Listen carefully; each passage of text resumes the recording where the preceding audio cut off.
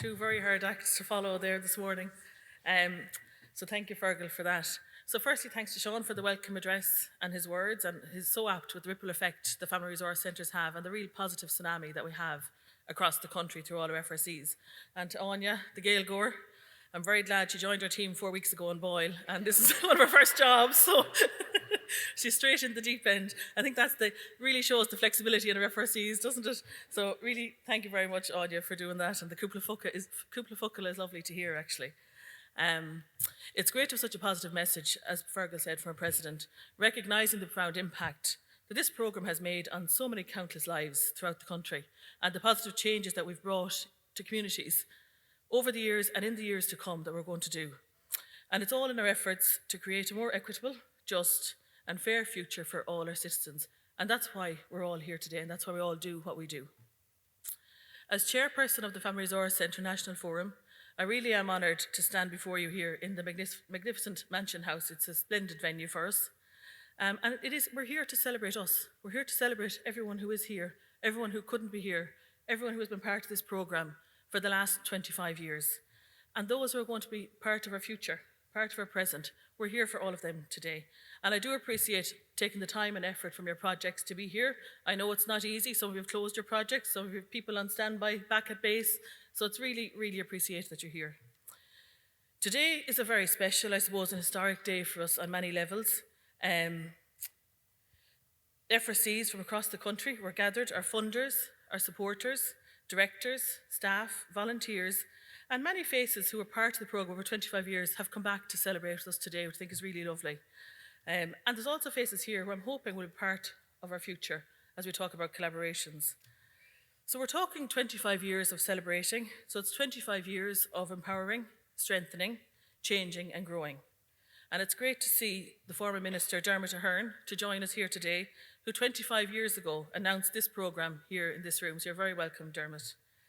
The Family Resource Centre National Forum, it is the national representative body of all the FRCs in the Republic of Ireland, providing implementation supports, programme promotion and access to additional resources for all of our members. Our vision is one that all children, families and individuals and communities will actively participate and be included in a society that is equal, equitable, inclusive and non-discriminatory, and which will enable their optimal well-being. Our mission is one to support, empower and represent family resource centres so that collectively we can deliver the national programme that creates and influences the positive change in all of our communities. In 1997, this report was published. It's been on a shelf in Boyle since then, I think. And this is what led to the programme. I suppose publication of this report in 1997. There was 10 FRCs in the study back then. We're now 121 members. And I'm delighted to see staff and board members here today representing our members, because there's so many people involved in our FRCs. You know, we have staff, there's scheme staff, there's volunteers, there's directors on our boards, and so many beneficiaries in your communities. And some of those you're going to hear from later on today, which is really important, the difference we make in all of our communities. I have worked in my FRC, I suppose, for 20 years, and in those years I have seen many new FRCs come on board. I have experienced the austerity cuts that many of us have experienced, changes to our core funders between the department, the Family Support Agency, and now we're with TUSLA, the COVID and Ukraine crisis. There's been an awful lot that we've been put through in those 25 years, and as Sean even gave lead, the music tastes have changed quite dramatically as well. But one of the strengths of our programme and our members is our flexibility. We have a solid, united, strong core, and this allows us to be flexible in our responses based on the needs in our communities. Our core funding empowers each of our FRCs to lever further funding for additional supports, and we're delighted with some of these funders in the room with us today. And just to name a few, I know the Community Foundation of Ireland, the HSE, Gambling Awareness Trust, Department of Children, Equality, Disability Integration and Youth, and TUSLA, our core funder, are all here with us today.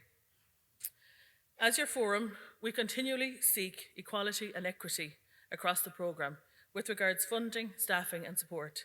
And we will continue to do this at each and every opportunity it presents. Like after the event here today, there's some of us heading to a meet and greet with the Oireachtas members. We've invited all our Oireachtas members to come and meet with us, where we will be asking them to support our call for adequate and sustainable funding for the Family Resource Centre programme. And this will also be an opportunity for them to hear about the great work and important work that the FRCs are doing in their constituencies. So I also have a duty while I'm up here. I'm not just up here to talk to you. I'm also tasked with launching our official annual report for 2022. Firstly, I really want to thank the staff team and our directors in producing this report. It was a huge team effort, and especially as we had a tight deadline to get it done by today and published. It is the first of a kind that the National Forum have done in publishing it like this, and I really do feel that we've set the bar high. The work of the Forum changed in 2022 with a growing staff team, a growing budget, and working on a model akin to the Family Resource Centres, core funding, enabling additional funding to be levered, which has led to collaborations, new opportunities, and crucially, access to additional funding for our members. In producing this report, we're demonstrating our commitment to transparency and good governance, and that is evident throughout. And not that I'm looking for another job or anything, and I'm not sure if this will reach RT, but there is one for everyone in the audience. And I do consider the report launched. Okay. Yay!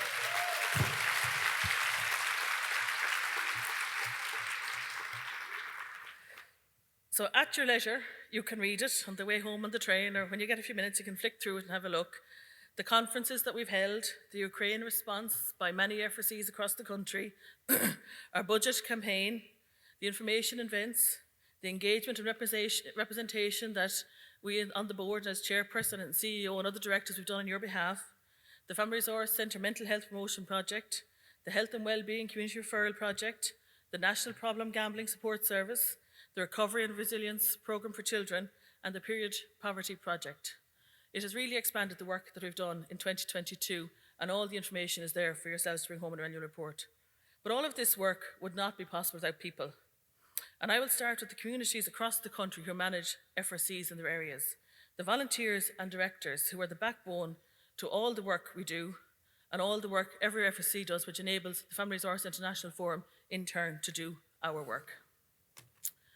Finally, I just want to say thank you to the staff and board of the Family Resource International Forum for giving me the honour of being your chairperson for the past 2 years, and for having the vision, energy and commitment in achieving all that's been accomplished, and most importantly, the positive impact it is having and will have on children, young people, families, individuals and communities. Our Vice Chair, Jackie, who you will hear from later on today, will be taken up as chairperson later on this month, and I really would like to wish her well as she takes on the leadership of the Family Resource Centre National Forum later this month. Thank you.